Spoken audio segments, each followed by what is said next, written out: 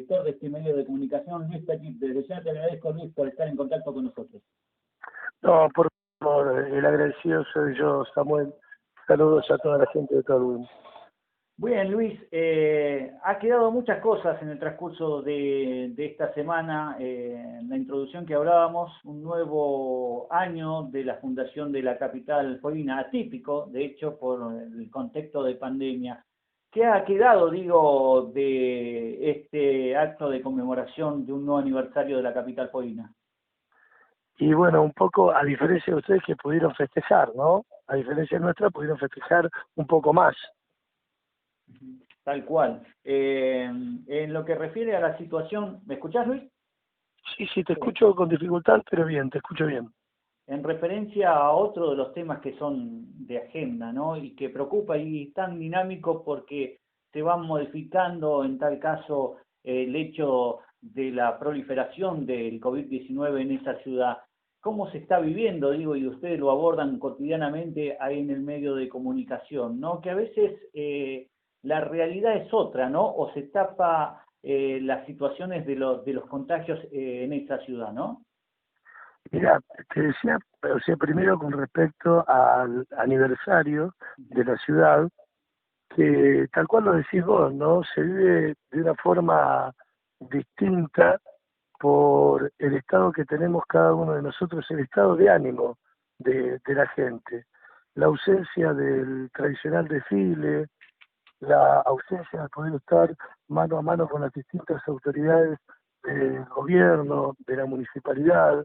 Periodísticamente yo tengo una gran inclinación política y es como que no tengo, o sea, no me puedo imaginar la foto de un gobernador Melella con un intendente Boto, donde las diferencias políticas lo han llevado al gobernador Melella, por ejemplo, a postergar la aceptación del polo sanitario que tanta falta nos venía haciendo a toda la sociedad de Ushuaia. No sé si alcanzo a ser claro al explicarte esto. Bien, perfecto, perfecto. A modo de introducción, hubiese sido interesante, ¿no? Poder tener en un mismo palco a las autoridades, porque las contradicciones que hubo desde el gobierno para no aceptar el polo sanitario llegaron a tal punto que en una entrevista que le hago a la ministra Di Giglio, la ministra de Salud, que es muy raro que yo consiga entrevistas con los ministros, la consulté por qué, ya habiéndose disparado los casos que yo llamo la visionaria ministra Chaperón nos había anticipado que íbamos a tener un rebrote fuerte en Ushuaia. Vaya a saber cómo ella lo supo con un par de días de anticipación, ¿no? Quizás maneja Chaperón una información que nosotros los medios no, pero declaraciones de ella fue que íbamos a tener un rebrote que efectivamente días después llegó. Entonces, si sabían que iba a haber un rebrote, ¿por qué no aceptaban el polo sanitario que había preparado la Intendencia de Walter Boto? Pero en definitiva es un polo sanitario con fondos públicos. Nada, o sea, ningún particular, ningún privado nos hizo una donación. Son fondos públicos invertidos en el polo sanitario. Entonces le pregunté por qué no lo tomaban, por qué no lo aceptaban.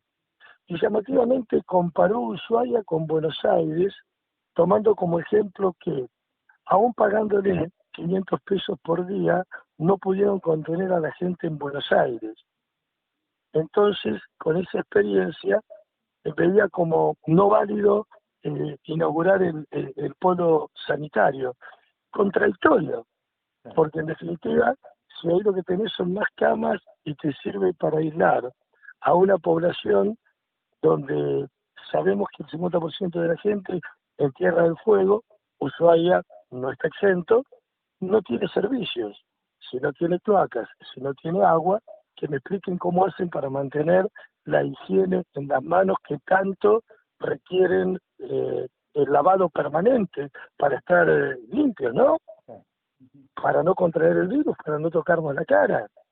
Entonces, si no tenemos agua corriente, explicarme cómo hacemos para dejar una canilla abierta y lavarnos las manos con frecuencia por lo menos una vez por hora. Es raro, ¿no? Tal cual. Entonces le digo, si detectamos un caso y lo dejamos que se quede viviendo en el domicilio, lo más probable es que ahí tenga 3 o 4 casos más, porque esa persona no va a poder estar aislada.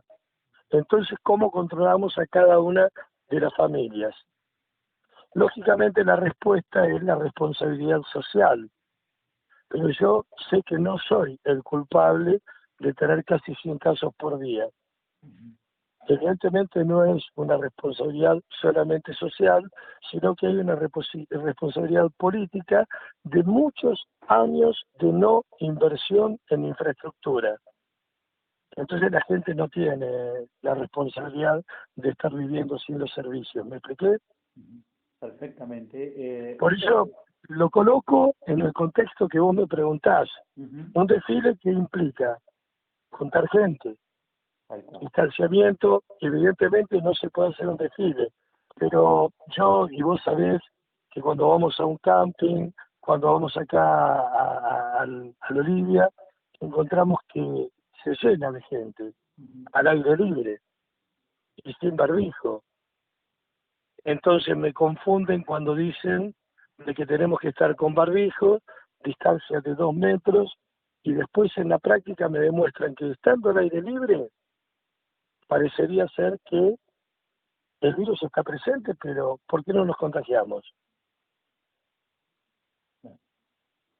La verdad que es tan complejo, tan dinámico y deja libre a criterio todas estas situaciones que se están viviendo. Nosotros que lo abordamos, vos también desde tu medio de comunicación, que está instalado hace muchos años en la capital fueguina, y sabés que me detengo en lo que vos me expresás. Tan difícil es poder concretar una entrevista con los funcionarios actuales que tendrían que tener en tal caso una cintura política para salir habitualmente, porque a veces se claudica en lo comunicativo, como vos me decís, ¿no? Parece que falla el tema de las campañas preventivas, de poder llevar a primera mano o usar todos los canales de diálogo disponibles. Sabemos que hoy se ha generado una diversidad a través de las diferentes plataformas, las redes sociales, que para los comunicadores sociales es una herramienta tan fantástica para poder llegar a diferentes hogares, ¿no? Y lo observamos que el gobierno actual no lo aplica así.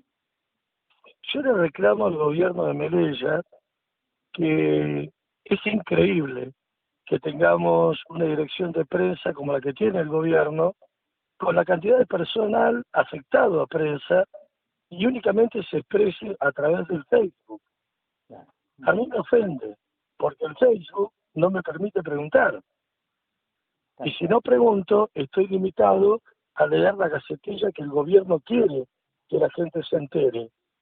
Porque no puedo formular preguntas.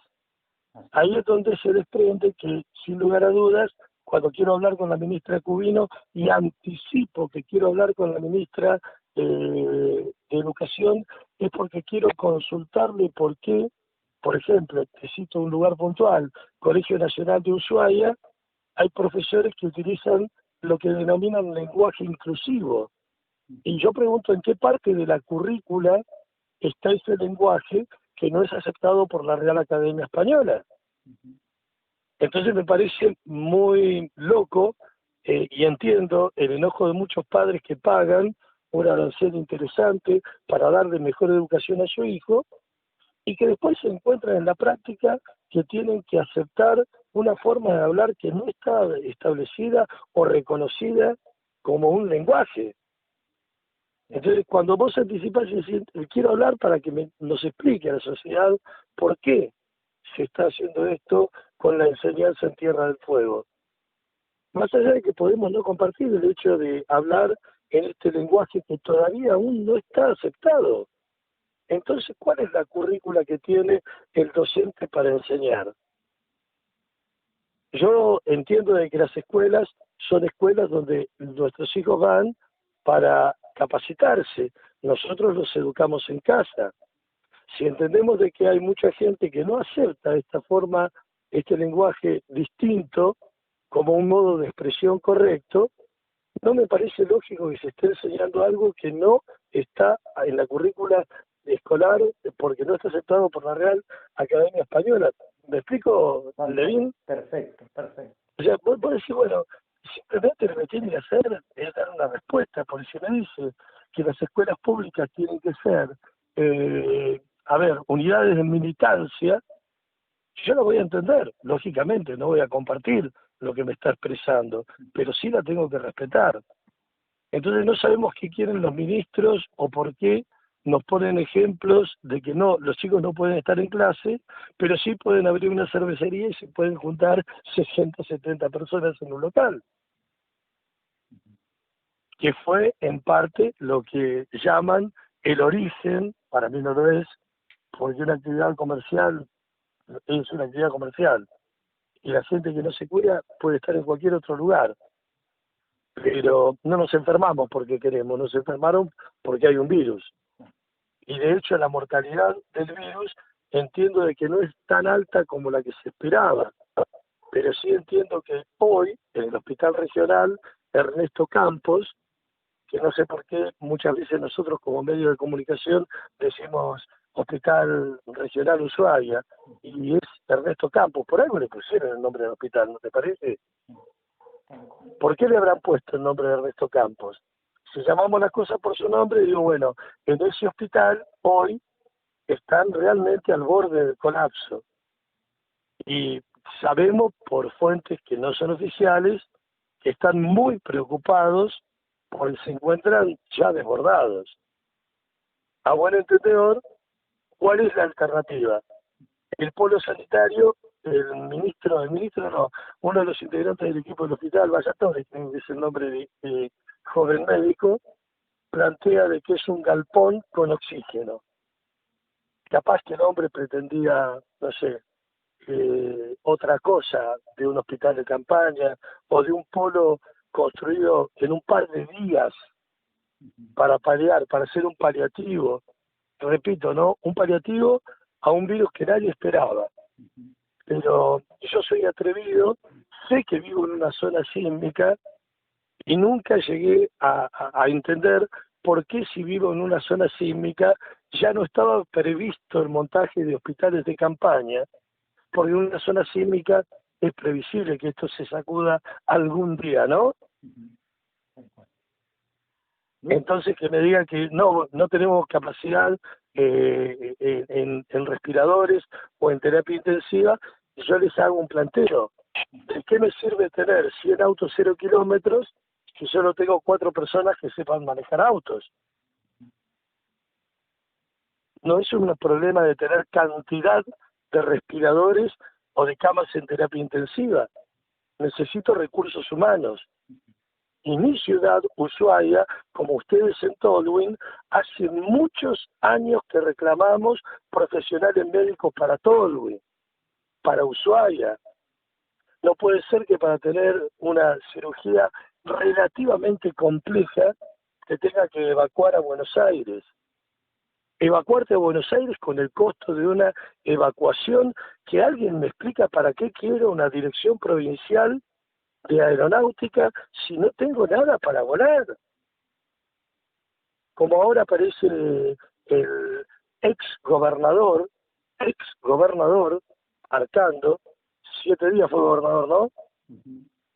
Es ex gobernador, pero estuvieron toda la gestión con Bertone Arcando cuando lo que habían prometido al pueblo era tener un avión sanitario que nunca tuvimos, una ampliación del hospital que nunca se hizo.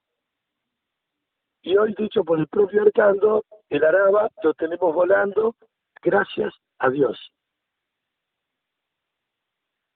Es compleja la situación, ¿no? Ahora digo, Luis, tan complejo el hecho de que han quedado obras desiertas como la ampliación del hospital tan vital en estas épocas, ¿no? Y las mezquindades políticas están a la orden del día en la capital poligna. Te doy una foto. El hospital quedó paralizado. La obra de ampliación del hospital se empezó antes que la obra del edificio del Superior Tribunal de Justicia. Tal cual, sí. El Superior Tribunal de Justicia ya está funcionando. Los fundamentos que encontraron los 15 legisladores para entregarle 2 jueces más al Superior Tribunal de Justicia el crecimiento poblacional de la isla. Que me expliquen, porque vamos a tener 5 jueces en el Superior Tribunal, la misma cantidad de jueces que tiene la Corte Suprema para 45 millones de habitantes.